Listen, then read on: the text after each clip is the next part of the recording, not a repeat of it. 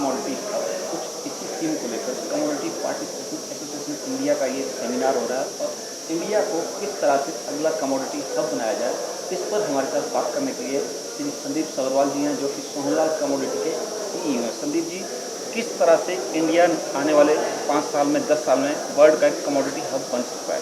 देखिए, इंडिया का commodity hub बनने का सबसे बड़ा रोड ब्लॉक और हर्डल है हमारी परसेप्शन कि हम ये नहीं कर सकते हैं। आज की डेट में अगर आप इंडिया में वेयर हाउसिंग और वेयर हाउसिंग सर्विस प्रोवाइडर देखेंगे, कमोडिटी हब्स बनाने के लिए आपको 3 चीज़ों की ज़रूरत है। एक प्राइस डिसमिनेशन, एक वैल्यू एट रिस्क जहाँ पे आपका गुड्स पड़ा है उसकी डिसमिनेशन, और तीसरा उसकी लॉजिस्टिक्स इशूज़ की। आज की डेट में हम लोग बात करते हैं CMA की, नाइमेक्स की, और बात कर रहे हैं इंटरनेशनल एक्सचेंजेस की, जिनके डिलीवरी सेंटर्स अक्रॉस वर्ल्ड हैं। तो वो क्या कर रहे हैं और हम लोग क्या है कि हम इंडिया में ही वो चीज़ हैंडल नहीं कर पा रहे हैं।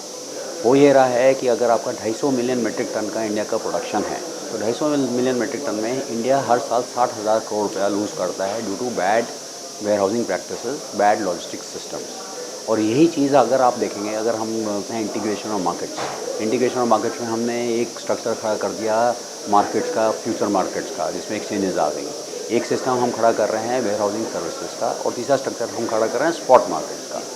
अब इन तीनों की इंटीग्रेशन का जो पूरा मुद्दा है, वो मुद्दा है कि इनमें आप क्या चीज़ ट्रेड कर रहे हैं। अगर आप कह रहे हैं कि मैं चना ट्रेड कर रहा हूँ या मैं मीट ट्रेड कर रहा हूँ, तो कौन डिस्कवर कर रहा है कि जो ये चना है ये राइट क्वालिटी का है, कौन डिस्कवर कर रहा है कि ये मीट सही क्वांटिटी का है, वो आपका warehouse service provider discover कर रहा है।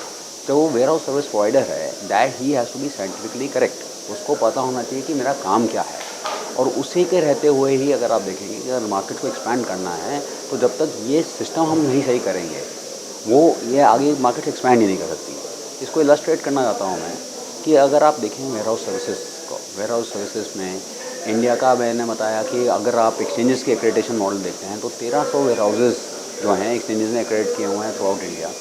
एंड उन 1300 वेयर हाउसेज में से सिर्फ 50 से ऐसे वेयर हाउसेज हैं जो लोगों ने के जो सेम सर्विस प्रोवाइडर के ओन्ड हैं। अब इसका मतलब क्या है कि 4% warehouses are owned by the service providers, rest 96% are not owned by the service providers. So that exactly sets the theme that हमारे को चाहिए warehousing services, not warehousing infrastructure is there. ये मतलब ये नहीं है कि infrastructure नहीं चाहिए, इंफ्रास्ट्रक्चर भी इंपॉर्टेंट है, रेलिवेंट है, बट इस टाइम हमारा रेलेवेंस है ऑन द फैक्ट दैट जो इंफ्रास्ट्रक्चर है उसकी सर्विसेज कौन दे रहा है और उसका सिस्टम क्या है।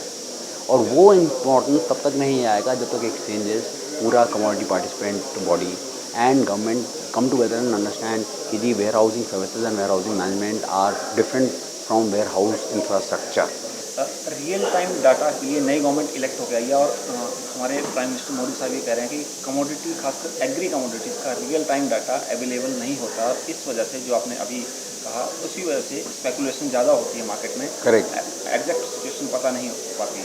तो अगर रियल टाइम डाटा अवेलेबल हो जाए तो आपको क्या लगता है कितना कमोडिटी मार्केट के लिए फायदा होगा? रियल टाइम डेटा भी दो तरह का है। एक तो है real time data for production figures, कि जो प्रोडक्शन फिगर्स कितनी हैं इंडिया की। सेकंड है रियल टाइम डेटा और कितनी कमोडिटी अभी वेयर हाउस में है। जो प्रोडक्शन फिगर्स का डेटा है वो दो थोड़ा टाइम लगता है, बिकॉज उसमें data collection is from farm level, from aggregation level, and उसके लिए government I think is doing a right steps. As far as जो अगर आप बात करते हैं in terms of data collection की कितना वेयर हाउस में माल है, तो मैं आपको बताना चाहता हूँ कि सोहनलाल कमोडिटी मैनेजमेंट कंपनी, हम एकमात्र कंपनी है इस टाइम इस इंडिया में जिन्होंने एक सिस्टम बनाया है जो हमने पेटेंट कराया है by the name of agri reach. यहाँ पे वी आर सेइंग कि आप तो रियल टाइम डेटा कह रहे हैं एक दिन के बेसिस पे, हमारा it is works like credit card SMS, कि अगर आपका एक ट्रक हमारे किसी भी वेयर हाउस पे अक्रॉस एनी लोकेशन आता है, तो instant information like a credit card swipe आपके मोबाइल पे आता है। तो ऑलरेडी वो systems and technologies are there. अब तो ये है कि ये गवर्नमेंट एंड स्टेक होल्डर्स इस टेक्नोलॉजी को और इस सिस्टम्स को यूज़ करने के लिए आगे कितना बढ़ती हैं, that is the other part. Forward contract regulation act FCRA का अमेंडमेंट जो है वो संसद में अभी पास नहीं हुआ है, और जो आपने मुद्दा उठाया वेयर हाउसिंग को लेकर, इस कॉन्ट्रैक्ट अमेंडमेंट बिल में ये कहा जा रहा है कि अगर ये पास हो जाता तो वेयर हाउसिंग की समस्या सॉल्व हो जाएगी। आई एम श्योर कि government is looking at enough steps, enough उसमें फायर पावर दिया जा रहा है to the regulator to ensure that they are in the position to govern the participants that have already become अभी ये क्या है, जो कमोडिटी पार्टिसिपेशन था ये from it is evolving into an asset class. आज से 7 साल पहले जब ये आया था तो इसका एक ट्रेडिंग पैरामीटर अलग था, आज अलग है। तो इसकी वॉल्यूम्स अलग हैं, इसकी ग्रोथ अलग है। तो आई थिंक FCRA एक्ट का अगर ये गवर्नमेंट पास करता तो it is a very positive step towards integration of markets. CTT से कमोडिटी मार्केट के फ्यूचर से काफ़ी बैड इम्पैक्ट पड़ा है। क्या आपको लगता है कि आने वाले टाइम में सीटीटी का जो कॉन्सेप्ट है खत्म होना चाहिए? जी, CTT का स्पेशली देखिए अभी क्या है कि CTT का इम्पैक्ट इन्होंने ये बोला था कि एग्रीकल्चर कमोडिटीज़ में CTT नहीं है और बाकियों में है।